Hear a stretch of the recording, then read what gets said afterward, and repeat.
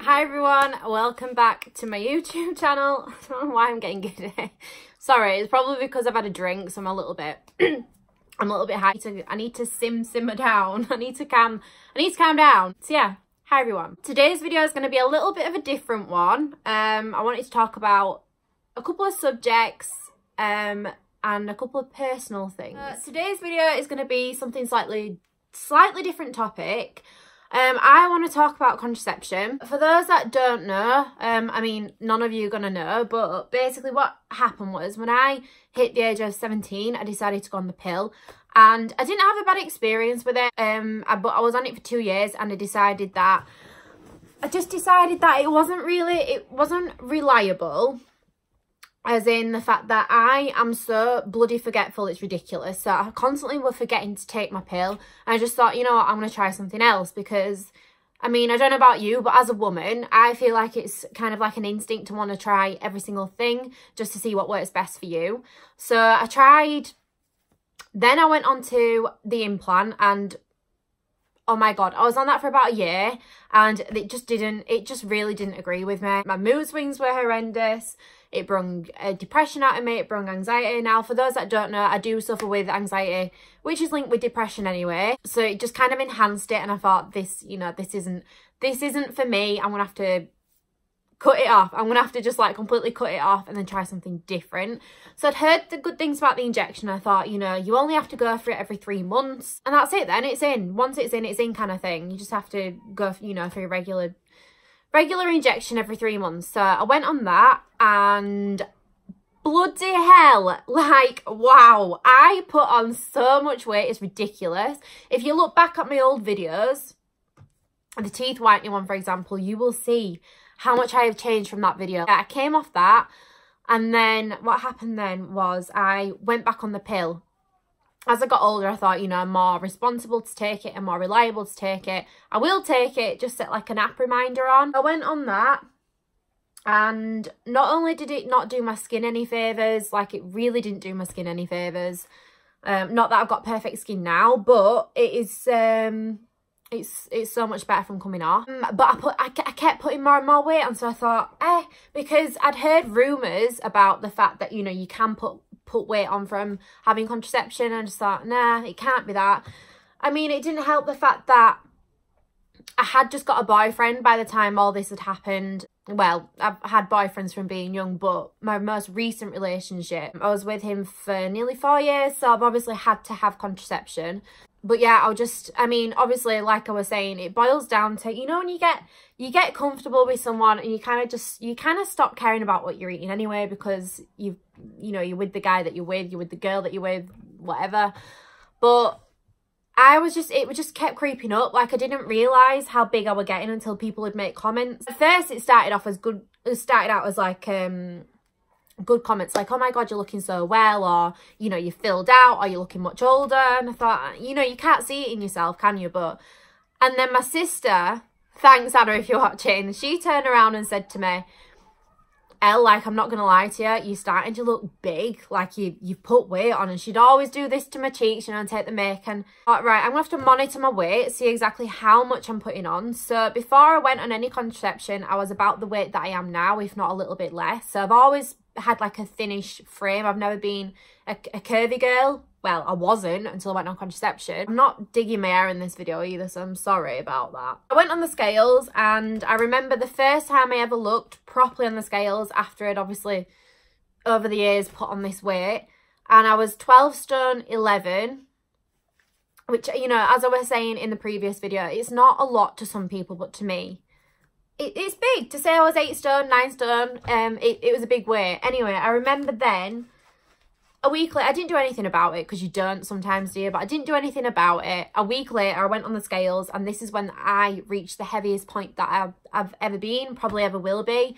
Hopefully, fingers crossed. I never want to get back to that weight again, but yeah. So I went on the scales, car in the background, and I was 13 stone and a pound. Again, it's, you know, it's not a lot to some people, but then it is a lot to others, and it was just a lot for me. It wasn't something that I'd ever been used to. It wasn't something that I liked to see. Oh, and another thing was, I remember, and I was telling you about this in my previous video, but my boyfriend, well, ex-boyfriend now, actually commented and said, you know, that one time, I look knackered, I'm sorry, but I do. I look so tired. Probably because I'm working hell of a lot, but anyway, that's a completely different conversation. He even said to me, I didn't recognise you coming across the car park then, and that's when it hit home, okay? It bloody hit home. I thought, I need to lose weight. People that I tell now that know me, like, no, you'll have never been fat, or you'll never have been as big as me, yada, yada, yada, yada, yada. Believe me, I was a big girl for quite a while. Anyway, point being is that I thought I'm going to have to come off the pill. One, because I'd not had a period for so long, and I kind of wanted to give my body a break and make sure that I was still alive, like still able to have periods, which I do. Not that you probably want to know that, but yeah, I still have periods. Then it started, obviously, it's a case of then, well, hang on a minute, what if you're going to get pregnant? What would you do about the baby? Do you want to keep the baby? And it just wasn't the right time. And now, obviously, because of the situation that I'm in, I am so glad that I chose not to go ahead with it. There is a backstory behind this as to why I came off contraception as well. That was to do with a bad smear test result, which is, again, it's a different story, but I'm just going to tell you a little bit of an insight just to why I've come to the decision that I've come to. So I got a bad smear test result. They basically sent a piece of paper out. Well, when I had it, and then we sat down after she'd given it me. Bearing in mind I wasn't supposed to be having a smear test. The reasons why I went for a smear test was because, obviously, personal reasons. I was having irregular bleeding, which wasn't like me. Like, I'd usually have, like, no bleeding. And then, but yeah, the last form of contraception, which was the pill, made me have really bad bleeding and then pain during sex. So obviously I looked into these symptoms and automatically started getting really worried, so I wanted to get checked out. Fast forward right to the bit that I was telling you about anyway. So she did the smear test, and she sat down and she was looking worried, and I thought, right, okay, you're looking worried, which is making me worried. So I said to her, you know, does everything look okay? And she goes, everything looks to be okay, but I am going to refer you. I'm going to fast track you. So obviously, bloody car again. So obviously at this point, I am shitting bricks. Like, I'm thinking, what the hell is going on? What's wrong with me? Is there something down there? Have I got cysts? You know, if you've ever been in that situation, it's scary, okay? It's bloody scary. So I went, right, okay, I mean, what much more can you do from that? So she gave me a piece of paper, off I went in my car, went back to work. Wasn't till I got to work that I'd read I don't know why I didn't think to read it in the car, I just didn't. But it wasn't till I got to work, I read the piece of paper, and from what I remember, I don't have the piece of paper now. I don't know if I left it at my mum's or what, but it just said something to do along the lines of possibility of cancer cells or cancerous cells. I don't know how they worded it, but obviously in my little head then I was thinking, fuck, like, shit, you've got cancer, babe. Like, and it was scary. So I rang back and I said to her, how quickly can you get me fast tracked? Again, I'm not supposed, I didn't really want to have this conversation now, but since we're on the topic, I'm just going to squeeze it in along. And if you've got any questions, or if you're going through a similar sort of thing, then you know that I'm here to talk to you. I'm here, babes. I've been through it. I know. Yeah, I read the piece of paper just as I parked outside work, and I was a bit of a wimp with it. I started crying. I rang my mum. I said, I've just been for the smear test. She thinks that I've got cancer. She's going to fast track me. So then my mum's panicking. She's not helping. She's making it worse. She's like, how quickly can they fast track you? What you did, you know, all these things. Yeah, I've got to be honest, it was one of the most scariest times in my life, in regards to health that I've ever personally been through. So I went into work. Well, I sat down, and because I worked in an office at the time, there were a load of girls around me, and they'd obviously know that I'd had issues down there, because in an office you talk about everything in an office, do you not? I mean, come on, thumbs up if you agree. If you're an office worker, you'll know exactly what I mean. Every bitch knows your situation. So I just broke down and I showed a couple of my friends, because I did class them as my friends when I worked there. I showed them the piece of paper, and I couldn't work that day. Like, it was just, it just, I was not fit to work, like mentally. I was gone, like I wasn't there. I just wanted to run, I just wanted to go to the hospital. And basically that's what I did. Obviously out of panic, I went upstairs, I went to my boss and he said, are you okay? And I just started breaking down. I said, I'm in pain, because I was genuinely in pain. Even when I sat down, because I was doing an office-based like role, I was sat down all the time and I could feel like this pressure pushing up in me and it was hurting. So obviously I was panicking then, because it's almost like, it's like a placebo. If you think there's something wrong with you, you start to believe it. That's true. There's an actual condition for that. I can't think what it's called, but I am that kind of person. Like if I look into something deep, I just automatically believe it. I know you shouldn't do that. You should wait for a professional, but obviously when you've seen a professional in that state, it just scares you a bit. So that was that. Basically went up to the hospital. They said there's nothing we can do. You need to wait for your fast track appointment. We can give you some antibiotics in the meantime in case it is an infection that you've got. It did help, I'm not going to lie. So the antibiotics that I took for, I think it was a week, they definitely did help. But in this time of waiting to be seen, I cannot tell you the amount of anxiousness, and I guess I was depressed. I was down about it, and I couldn't really fight it off, because that was all I was thinking about all the time. I've got cancer, how long? I even said to my mum, like, I might not be here for the next... She was on about going on holiday, and I said, you know, I might not be here next year. I was just making the sick little jokes like that, and I know that you shouldn't, but that was my way of enlightening the situation, basically. So, anyway, then I went for, what do you call it? An ultrasound. I went for no. Then I went for a biopsy where they took the, like, oh, fucking hell. This is gross. I know it's gross, but it's my story. And like I say, if any of you are going through the same thing, it might help. They took a biopsy, which wasn't pleasant. Let me tell you, was not pleasant. And when she got the picture up of the cervix, she said everything looks healthy, but there's some bleeding, like, on your cervix. So I said, why is that? That's why they were pain in sex, and that's why I'd like maybe bleed after sex. So I said, why is that? And she said, I'm not supposed to tell you this because it's very, very uncommon for a lot of people that are on contraception, but the mini pill, it was CERVICAL that I was on, can start to erode away your cervix. So I thought, right, okay, I mean, that's better than cancer though, right? You know, I can just stop taking the pill and hopefully my cervix can become nice, clean and healthy again. And then she sat me down and she said, I'm going to have to refer you on to a gynecologist because obviously they specialise in this field. She said, to me, it looks like it could be a really, how do I explain it? Like a starting point of something called endometriosis. Endometriosis is a difficult one. Let me just, if I can, I'll read out what it is. Yeah, so it's a long story, guys, but I just wanted to get it up on here just to kind of tell you. Sorry about that.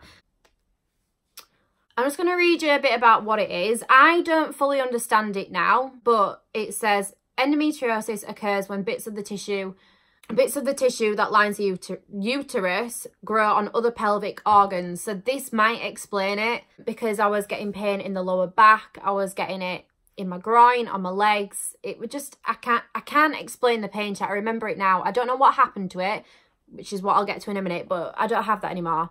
But anyway, they can grow on the ovaries or the I'm butchering these words, so I apologise, but fallopian tubes. I'm guessing there's some sort of tubes up in there. Outside the uterus, endometrial tissue thickens and bleeds. There you go, that explains bleeding. Just as the normal endometriosis during the menstrual cycle. So when you do a period, it can be worse, it's basically saying. Signs and symptoms of endometriosis is basically pain, usually in the pelvic area, which, you know, as I was explaining before, it was. Pain in sex or after sex. Mine was both. Cramping or pain during bowel movements. Oh my God, this was another thing. I was so constipated for the longest time ever. I struggled to go to the toilet a lot. So they give me some laxatives for that. Infertility can cause that. Fertility, not infertility. Infertility can cause, sorry, it's not laughing matter, I'm not laughing at that. So this was another thing. Then I began to panic and thought, I can't have kids. Like, my life's screwed, because I really want kids. I know some people don't, and they accept it, and that's fine. But I personally do want kids. Now, I have heard and spoke to other women that have had or got endometriosis, and they said that they've still managed to have children. So, I mean, it's still not a good thing to have, you know. And then pain with pelvic examinations. So I thought, right, okay, cervical cancer's kind of ruled out. That's a plus. On the downside, I might have something called endometriosis, which there is, I believe there's like 3 stages to it. Don't quote me, I'm not a gynecologist, I'm not a doctor, I'm not a specialist in this field, but obviously I've done a little bit of my research because of this that I've gone through. So let me read you out the stages. And you can get treatment for it as well, by the way. So stage 1, there are a few small implants or small wounds which they can burn off. Stage 2, oh, this is stage 4, sorry. There are more, so stage 2 is mild. There are more implants than in stage 1. Stage 3, so it's obviously deep implants in there which are enrooted. And then stage 4, this is most widespread. So I guess it's like a disease, and it can start growing in one place and then spread throughout the whole of your pelvic / vagina area. Now, to this day, I don't know if I've got endometriosis. I think that I might still have very, very mild starting process of it. I don't know if it will get worse over time. I don't know if it'll go away on its own. I'm not entirely sure. When I went for, what was it? It was like a pelvic examination. I can't think what they call an ultrasound. I went for an ultrasound, and she said everything appears and feels normal, but just keep an eye on everything. So off I went in the clear. It gets me a bit emotional talking about it, because obviously it was a very daunting part of my life, something that I didn't, you know, ever think that I was gonna go through, but you know, shit happens, you just get on with it. That's that. Went off, and since then I've not really had any problems. Occasionally still I will get pain in sex, but that's just something that I've always experienced from when I can remember, to be honest. I know a lot of people do, whether, you know, there's reasons for why you might have pain in sex. So it's because maybe you do your time of the month, maybe because you're not really in the mood, you know, there is stuff like that can cause you to have pain in sex, or even after sex, or even bleeding as well.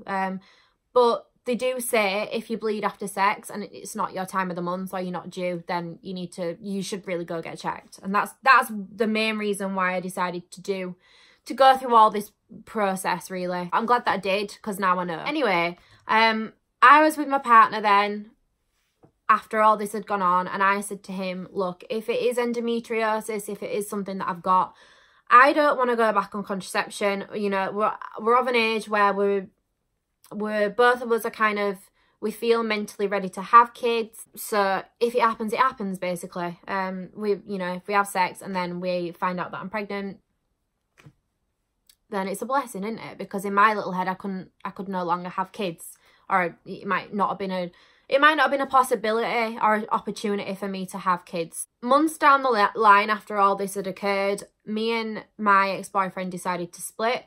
Obviously, this is fairly recent as well, hence why I haven't been on YouTube as much. So I'm sorry, it's not just been, I mean, a lot of it has been work related, but it's not just been work related. Been through a breakup. Now, obviously, it wasn't a bad breakup, but no breakups are ever easy, are they, sir? Now, obviously, because I'm single, occasionally things are going to happen, you know. I'm a human at the end of the day, as much as everybody else. So I thought I need to really get on contraception, because obviously I don't want to be getting pregnant. I don't want to be getting pregnant with any Tom, Dick and Harry. So I thought, I went back to the doctors, obviously explained the situation about what had gone on. They already knew what had gone on because they'd been on the journey with me. And they said they recommended something called a coil. If you've not heard of it, you can get 2 different types. I don't know what the other one's called specifically, but the one that I've had is called the copper coil. So basically, it's a form of contraception which isn't hormonal, like it doesn't put hormones in your body, it doesn't, you know, unbalance your estrogen or you not testosterone, but nothing like that. It's not going to make you gain weight, it's not going to affect your mood. So I thought this sounds like a good option for me, so that's what I went with. I've been on it around 2 months. If you're thinking about it, I'm just going to pre-warn you, having the copper coil inserted is probably the most painfulest thing that I've ever experienced. And I even said to her after she'd done it, I said, you know, if having kids is more painful than that, then I don't ever want kids. Honestly, I literally screamed the hospital down, or not the hospital, but like the clinic. I better believe that I screamed that place down, because I cannot explain the pain to you. So that's just something to kind of warn you on. I mean, I know it's not the same for everybody. Some people don't experience that kind of pain. Some people don't feel a thing. And then some people like me have severe pain with it. So yeah, that hurt like a bitch. But in the first few weeks I was bleeding pretty much non-stop, and now I've had, well, I've been on it nearly 3 months actually, so I've had 2 periods since, no bleeding in between, and it's absolutely fine. I can't, you know, you can't feel it. One thing they do say is to check for your strings every now and again, just to make sure that the IUD or the coil's not moved down.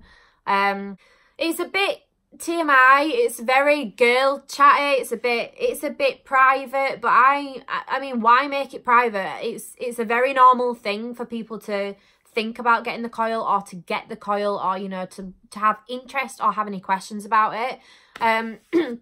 It's still early days for me to give you so much information on it, but I so far would recommend it 100%. The only thing that I will say is, from having these 2 periods, being on it, it's made them heavier, but they do say that's going to happen for like the first 6 months until your body gets used to it, and then eventually your periods start getting lighter again and they become more regular and that. So yeah, that's basically it. If you've come to this video with any like particular questions, feel free to leave them down in the comment section. I'll definitely be happy to answer. You can get lots of information online, but there's also a lot of horror stories online as well, so just please bear that in mind. Like, everything you see or read on the internet isn't necessarily true. I know a lot of things are, but things can be kind of exaggerated on, I'd say. It's best, I think personally, it's best to hear it from somebody that's been through it or is going through it. Obviously your body's completely different to mine, and my body's completely different to yours. So yeah, I would say to you, if you're thinking about getting the coil, give it a go. What's the worst that can happen? If it doesn't agree with your body, you can just get it taken out again. Contraception's a very difficult one, and it's a bit of a shit one, because a lot of us don't want to have contraception, but if you're not wanting to have a little babber anytime soon, then it's best that you do, you know, better safe than sorry and all that. Give this video a like if you've enjoyed it, or if you would prefer to see any more videos like this. It's like I say, it's very personal, it's like a private kind of thing that no one really discusses, but I thought, it's me, I'm not really bothered. I'm honestly not. I'll discuss my private life with Jim that I've just met on the street. I've got nothing to hide. So don't forget to subscribe, and I'll see you in my next video. Mwah.